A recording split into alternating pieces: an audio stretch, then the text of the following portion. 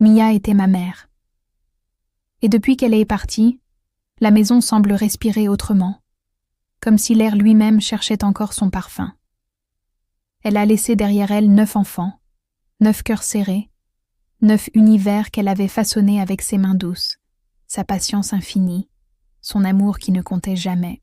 Nous étions 9 à l'appeler « maman ». 9 âmes qui avaient grandi sous son regard, qui savaient que tant qu'elle était là, le monde avait un centre.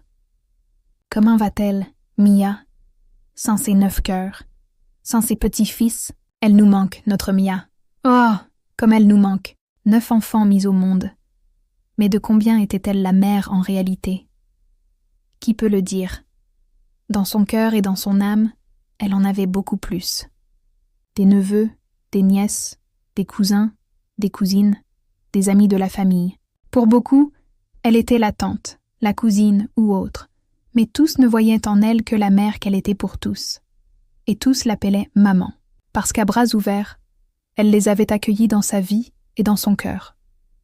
Et puis, il y a mon père, son époux, son compagnon de route, celui qui connaissait ses silences, ses sourires du matin, ses fatigues qu'elle cachait trop souvent pour nous protéger. Lui aussi avance maintenant avec cette absence immense à ses côtés, comme un bras invisible qui manque, comme une moitié de souffle qui ne revient plus. Nous avançons ensemble, mais chacun porte en secret une blessure que même le temps n'ose pas toucher. Mia avait ce don rare. Elle remplissait les vies, elle tissait de la force dans chaque faiblesse, de la paix dans chaque tourmente. Elle savait apaiser, consoler, soutenir, même quand son propre cœur était fatigué. Et aujourd'hui, c'est son absence qui devient trop lourde, trop vaste, trop silencieuse.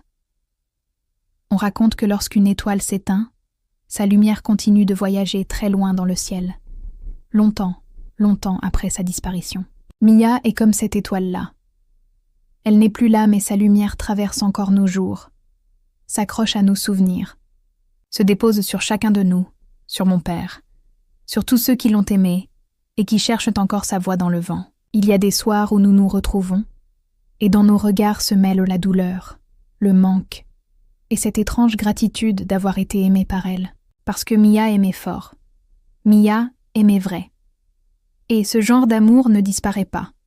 Il continue de vivre dans les gestes qu'elle a transmis, dans les rires qu'elle a semés, dans la force qu'elle a laissée dans nos mains.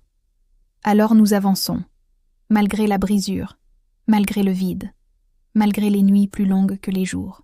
Nous avançons ensemble, comme une famille qui porte une flamme précieuse, celle que ma mère a allumée en chacun de nous et qui ne s'éteindra jamais. Et parfois, quand le silence s'adoucit, je sens presque sa présence, comme une chaleur sur l'épaule, comme un murmure qui traverse le cœur et qui dit « Je suis là, mon enfant. Je veille, continue. Je ne t'ai jamais quitté. Tu vivras éternellement en nous et à travers nous, Mia. »